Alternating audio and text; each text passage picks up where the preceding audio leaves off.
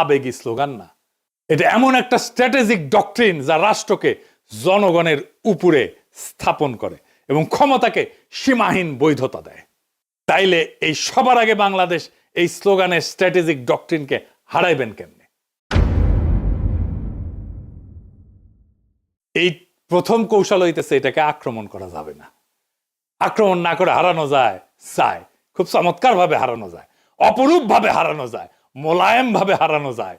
কারণ আপনি এটা ব্যাখ্যা করতে পারবেন না এখন কেন এটা খারাপ।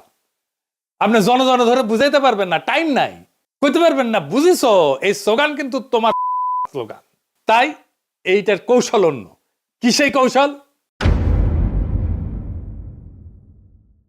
এই স্লোগানকে গ্রহণ করতে হবে। আমরা এটাকে গ্রহণ করতেছি কারণ রাজনীতিতে যে স্লোগান জনগণের মনে কিছুটা ঢুকে গেছে সেটাকে ভাঙা সহজ হয় না, কিন্তু সেটাকে নতুন অর্থ দিতে পারলে জেতা যায়। আমরা এটাকে নতুন অর্থ দেব। তাইলে কি হবে? Counter narrative.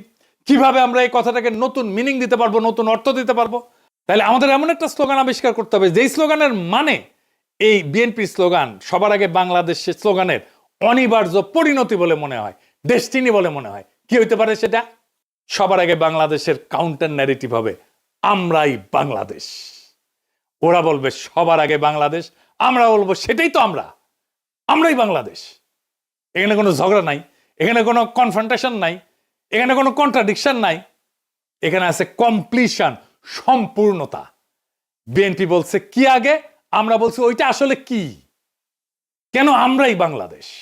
বিএনপির সবার আগে বাংলাদেশ স্লোগানকে আমরাই বাংলাদেশ স্লোগান সুপারসিড করে যাবে। এখানেই মূল খেলা। আমি এখানে কয়েকটা দিক ব্যাখ্যা করব কেমনে কিভাবে এটাকে সুপারসিড করে যাবে। আসেন সেটা বুঝে দেখি, খুব মজা লাগবে। প্রথমে দার্শনিক ব্যাখ্যা, মানে পলিটিক্যাল ফিলোসফির ব্যাখ্যা। বাংলাদেশ জমি না, পতাকা না, সংবিধানে কাগজ না, বাংলাদেশ হলো মানুষের সমষ্টিগত রাজনৈতিক অস্তিত্ব। এখান থেকে আসে জনগণের সার্বভৌমত্ব। মানুষ মানে রাষ্ট্রের মালিক। তাই আমরাই বাংলাদেশ কোনো আবেগিক কথা না, এটা সার্বভৌমত্বের ঘোষণা। বিএনপি দেশকে একটা বাইরের বস্তু হিসেবে দেখে, আমরা দেশকে নিজেদের পরিচয় হিসেবে দেখি। 2 নাম্বার রাষ্ট্রনৈতিক ব্যাখ্যা বা স্টেট লজিক। বিএনপির ফ্রেম রাষ্ট্র আগে, রাষ্ট্র সিদ্ধান্ত নেয়, মানুষ উপকারভোগী। আমাদের ফ্রেম মানুষ আগে, মানুষ সিদ্ধান্ত নেয়, রাষ্ট্র মানুষের যন্ত্র। এইখানে ক্ষমতার কেন্দ্রটা বদলায় যায়। এইটাকে বলে সাবজেক্ট শিফট। বিএনপি বলে আমরা দেশ চালাবো, আমরা বলি আমরাই দেশ। এই অবস্থান থেকে কাউকে হারাইতে গেলে বলতে হয় তুমি দেশ না। এইটা তো সে বলতে পারবে না। রাজনীতিতে এর চেয়ে আত্মঘাতী কথা আর নাই। 3 নম্বর হইতেছে পলিটিক্যাল স্ট্র্যাটেজির ব্যাখ্যা। এটারে বলা হয় ক্লাসিক ফ্রেম হাইজ্যাকিং। বিএনপি যতবার বলবে সবার আগে বাংলাদেশ, ততবার তারা আসলে বলবে আমরা আগে। তারা নিজেরাই জনগণকে কেন্দ্র বানাবে, আমাদের ফ্রেম রিপিট করবে। এটারে বলা হয় নো এসকেপ ন্যারেটিভ। ওরা কথা বললেই আমার ভাষায় কথা বলবে। 4 নম্বর হইতেছে মার্কেটিং ব্যাখ্যা, পলিটিক্যাল মার্কেটিং আর কি, মানে পণ্যের মার্কেটিং না। বিএনপির স্লোগান অ্যাবস্ট্রাক্ট প্রোডাক্ট সেন্ট্রিক, মানে মানুষ শুধু সমর্থন করে। আমাদের স্লোগান আইডেন্টিটি বেসড, মানুষ নিজেকে এটার ভিতরে দেখতে পায়। মানুষ পোস্টারে লিখবে আমরাই বাংলাদেশ, কারণ এটা স্লোগান না, এটা সেলফ আইডেন্টিটি স্টেটমেন্ট। মানুষ যেটা নিজের পরিচয় মনে করে ওইটার সাথে বিশ্বাসঘাতকতা করে না। বোঝা গেছে? খুব সিম্পল 2টা শব্দ, বিধ্বংসী। আপনাদের মনে আছে আওয়ামী লীগের জয় বাংলা স্লোগানটারে ক্যাপচার কইরা ধ্বংস করে দিছিলাম। আগে ক্যাপচার করছি, তারপরে ধ্বংস করে দিছি, ডেস্ট্রয় করে দিছি।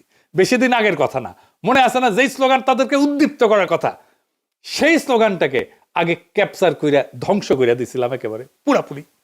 এই টেকনিকে এবার আসেন ইলেকশন জার্নির আর্ক। সেটা আবার কি?